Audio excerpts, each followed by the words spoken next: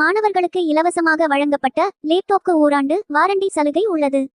அதை பெற வேண்டுமானால் லேப்டாப் மேற்புறம் உள்ள புகைப்படம் கட்டாயம் இடம்பெற்று இருக்க வேண்டும்.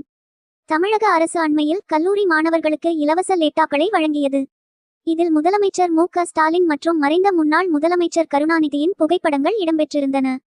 ஆனால் லேப்டாப்பை வாங்கிய கையோடு அந்த புகைப்படங்களை அழித்துவிட்டு தங்களுக்கு விருப்பமானவர்களின் ஸ்டிக்கர் ஒட்டுவதை பலர் செய்யத் தொடங்கினர். தமிழக அரசு சார்பில் கல்லூரி மாணவர்களுக்கு இலவசமாக மடிக்கணினியை வழங்கும் பணியை கடந்த 5ஆம் தேதி முதல்வர் மு.க. ஸ்டாலின் தொடங்கி வைத்தார். லேப்டாப்பின் மேல் பகுதியில் மறைந்த முன்னாள் முதலமைச்சர் கருணாநிதி, முதல்வர் மு.க. ஸ்டாலின் உருவப்படம் அச்சிடப்பட்டு இருக்கிறது.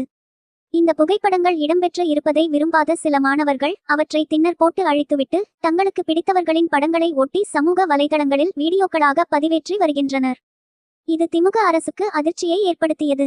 இப்போது லேப்டாப்பில் மேற்புறம் உள்ள படத்தை நீக்கினால் மாணவர்கள் லேப்டாப்பிற்கான வாரண்டிக்கான பழுது நீக்குவதற்கான உத்தரவாதத்தை பெற முடியாது என எல்காட் அதிகாரிகள் எச்சரிக்கை விடுத்துள்ளனர்.